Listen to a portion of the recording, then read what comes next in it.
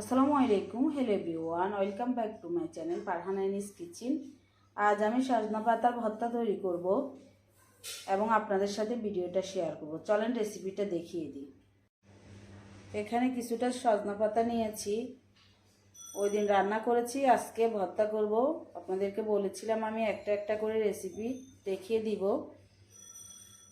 প্রথমে কিছুটা পানি দিয়ে 2 থেকে 3 বার ভালোভাবে ধুয়ে নিব। এগুলোর মধ্যে তেমন কোনো ময়লা নাই, তারপরেও 2 থেকে 3 বার ধুয়ে নিব কোনো পোকামাকড় আছে কি না সেজন্য। ধোয়ার পর চুলার পাশে চলে যাব। চুলাটা ধরিয়ে একটা ফ্রাই প্যান বসিয়ে দিয়েছি। ফ্রাই প্যানে 3টা শুকনো মরিচ টেলে নিব।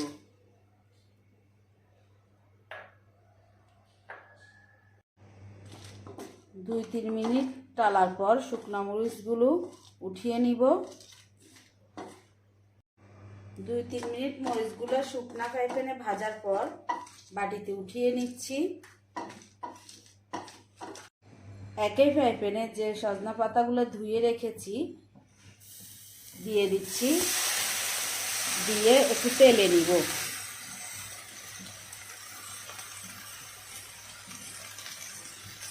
পাঁচ মিনিট পর্যন্ত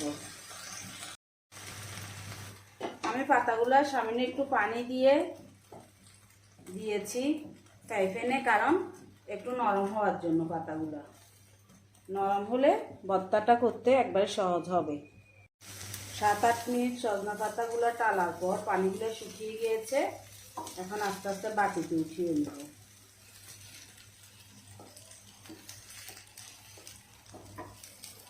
সম্পূর্ণ উঠিয়ে নিয়েছি।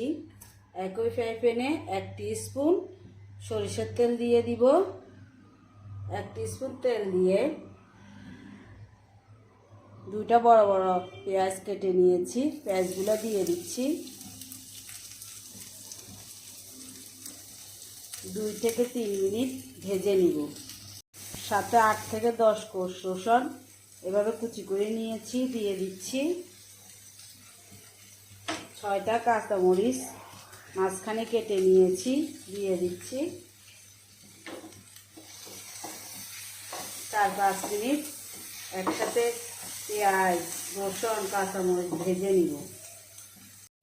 4-5 মিনিট ভেজে নেওয়া হয়ে গিয়েছে। এখান থেকে অর্ধেকটা পেঁয়াজ রসুন উঠিয়ে নিচ্ছি একটা বাটিতে।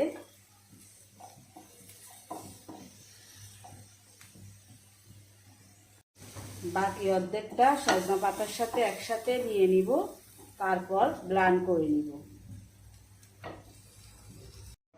একটা ব্লেন্ডারে জাগ নিয়েছি, যে পেঁয়াজ সজনা পাতাগুলা চুলায় টেলে নিয়েছি, ব্লেন্ডারের জাগে নিয়ে নিচ্ছি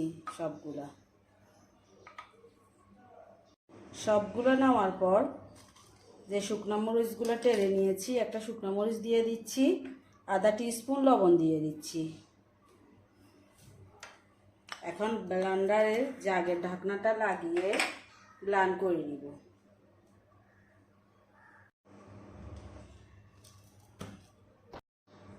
ব্লেন্ডারের জাগের থেকে সবগুলা বের করে ফেলবো। ব্লেন্ডারের জাগের থেকে সবগুলা সজনা পাতা বের করার পর যে পেঁয়াজগুলা উঠিয়ে রেখেছি পেঁয়াজগুলা দিয়ে দিচ্ছি।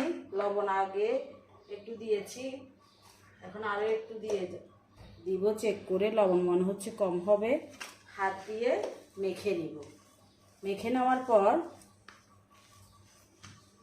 1 টিস্পুন সরিষার তেল দিয়ে দিব।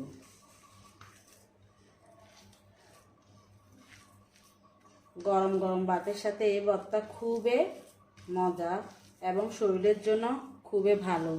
বিভিন্ন রোগ